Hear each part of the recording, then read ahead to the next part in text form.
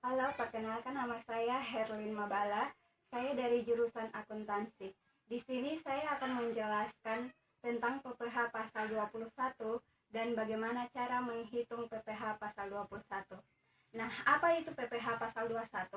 PPh pasal 21 yaitu pajak pasal atas penghasilan berupa gaji, upah, honorium, tunjangan, dan pembayaran lain dengan nama dan dalam bentuk apapun sehubungan dengan pekerjaan atau jabatan, jasa, dan kegiatan yang dilakukan oleh orang pribadi, subjek pajak dalam negeri. Nah, bagaimana cara menghitung PPh pasal 21?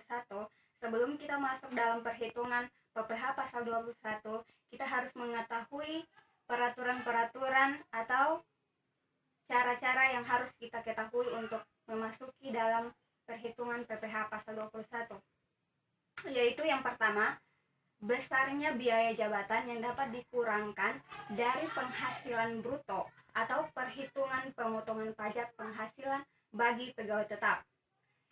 Yang pertama yaitu 5%. Kalau misalnya 5% berarti itu minimal sampai 50 juta. Sedangkan 15% bila di atas 50 juta sampai dengan 250 juta. Sedangkan 25% bila di atas 250 juta sampai dengan 500 juta. Sedangkan 30% 500 juta. Sedangkan yang kedua yaitu perhatikan PTKP. Untuk PTKP wajib pajak sendiri itu dilihat dari setiap tahunnya, karena setiap tahunnya wajib pajak sendiri akan berbeda. Contohnya, pada tahun 2015 wajib pajak sendiri adalah 36 juta. Sedangkan wajib pajak sendiri untuk 2016 adalah 54 juta dan sebagainya sampai dengan 2020. Pasti setiap tahunnya pasti berbeda. Demikian peraturan-peraturan yang harus diperhatikan. Oke. Nah,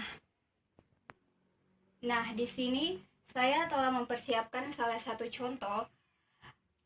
Contoh soalnya, Nyonya Yana seorang pegawai tetap memiliki NPWP 2015. Ia memiliki gaji 10 juta.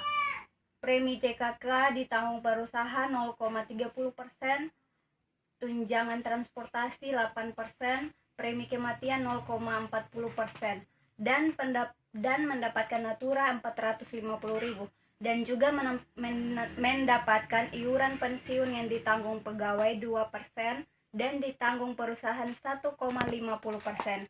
Iuran CHT ditanggung pegawai 3,5% dan ditanggung perusahaan 3,3%. Status kawin 3 anak, premi asuransi 200.000. Suami Nyonya Yana adalah seorang PNS. Maka kita akan masuk dalam perhitungannya.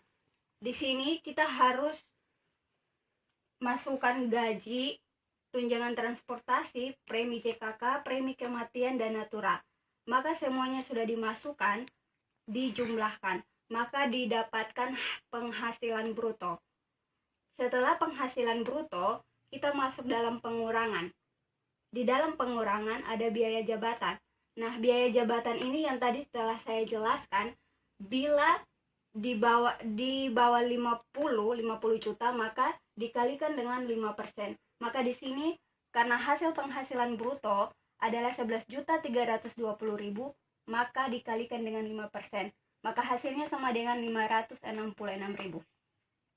Nah, yang harus dimasukkan ke dalam biaya jabatan yaitu adalah iuran pensiun, iuran CHT, beban asuransi. Nah, yang telah didapatkan iuran pensiun dari masing-masing 2%, 1,50%, 3,5%, dan 3,3% adalah iuran pensiun 350.000, iuran CHT 680.000. Maka dijumlahkan mendapatkan hasil 1.796.000. Hasil ini kita kurangi dari penghasilan bruto dikurangi dengan hasil biaya jabatan. Maka didapat penghasilan neto sebulan.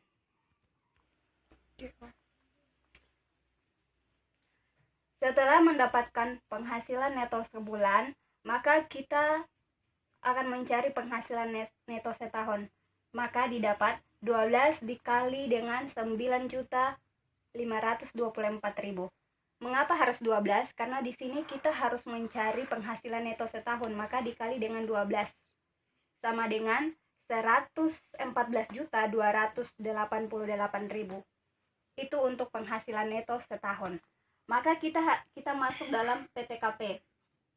Yang tadi di soal bahwa Nyonya Yana kawin dan memiliki 3 anak, maka PTKP K3. Untuk perhitungan PTKP, kita harus memasukkan untuk wajib pajak sendiri. Nah, tadi sudah dijelaskan untuk wajib pajak sendiri, karena di sini saya memakai tahun 2015, maka wajib pajak sendiri ialah 36 juta. Tambahan kawin 9 juta karena memiliki 3 anak dan suami PNS. Jika suami PNS, maka mendapatkan 36 juta.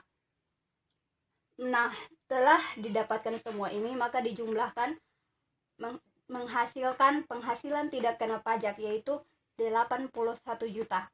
Setelah mendapatkan penghasilan tidak kena pajak, maka penghasilan neto setahun dikurangi dengan penghasilan tidak kena pajak, maka mendapatkan penghasilan kena pajak yaitu 33.288.000. Setelah mendapatkan penghasilan kena pajak, kita masuk dalam PPh pasal 21 terutang. Nah, PPh pasal 21 terutang dikalikan dengan 5%. Mengapa 5%? Karena masih di bawah 50 juta. Maka dikalikan dengan 5%, hasilnya sama dengan Rp1.664.400. Setelah mendapatkan PPh pasal 21 terutang, kita masuk untuk PPh pasal 21 per bulan. Mengetahui satu bulan itu mendapatkan berapa. Jadi kita bagi dengan 12. 1.664.400 dibagi dengan 12, hasilnya sama dengan Rp138.700. Demikian penjelasan dari saya. Atas nama Erlin Mabala, saya mengucapkan banyak terima kasih.